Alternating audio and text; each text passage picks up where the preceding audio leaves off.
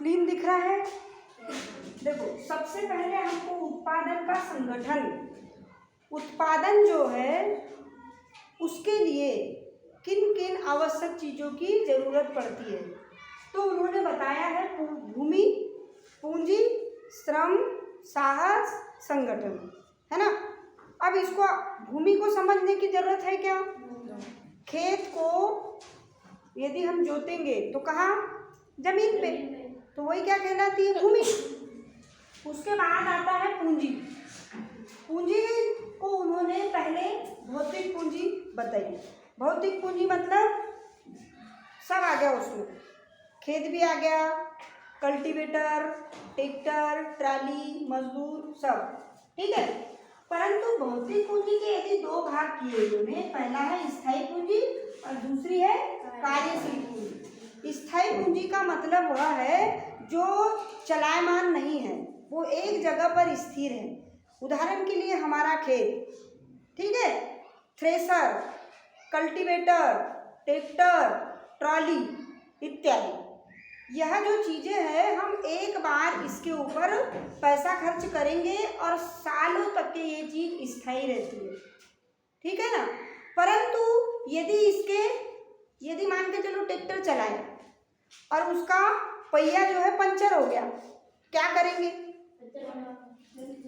Puncture को सही करने के लिए हमको नगद पैसे की जरूरत पड़ेगी कि नहीं? तो वो आती है कार्यशील पूंजी, ठीक है। जमीन तो हमारी स्थायी है, पर जमीन वैसे ही फसल दे देगी क्या? नहीं देगी, है ना।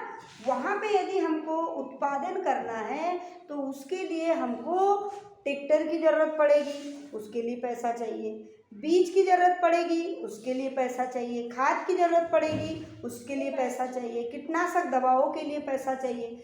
इस प्रकार से वो जो रोज़मर्रा के जीवन में या फिर वो जो उत्पादन कार्य के लिए जितनी थोड़ी थोड़ी पूंजी की ज़रूरत पड़ती है वह कार्यशील पूंजी के अंतर्गत आती है।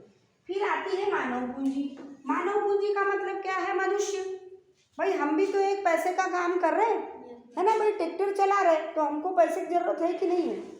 हैं? हम कल्टीवेटर प्लाऊ कर रहे, पैसे की ज़रूरत है। निंदाई कर रहे, पैसे की ज़रूरत है। तो हमारे द्वारा उत्पादन कार्य में काम तो करेंगे, पर हमको जो पारिश्रमिक मिलेगा वो मानव पूंजी के अंतर्गत आता है। इस प्रकार से उत्पादन संगठन का अर्थ हमने सीखा। इसमें उत्पादन के जो कारक है वो है भूमि, पूंजी, श्रम, साहस, संगठन। फिर भौतिक पूंजी उन्होंने बताई, उसके दो भाग किए, स्थायी पूंजी और कार्यशील पूंजी, है ना। स्थायी पूंजी वह है जो स्थिर रहेगी, एक बार पैसा खर्च किया 50 साल वह चलेगी। फिर कार्यशील पूंजी वो होती है जैसे रोजमर्रा की, उसमें खाद बीज लेने का पैसा चाहिए। इस प्रकार से मानव पूंजी उत्पादन कार्य में मनुष्य के द्वारा जो भी कार्य किया जाता है उसके एवज में उसको जो मानदेय मिलता है, पारिश्रमिक मिलता है, वो क्या कहलाता है? मानव पूंजी। आया समझ में? नहीं हो गया।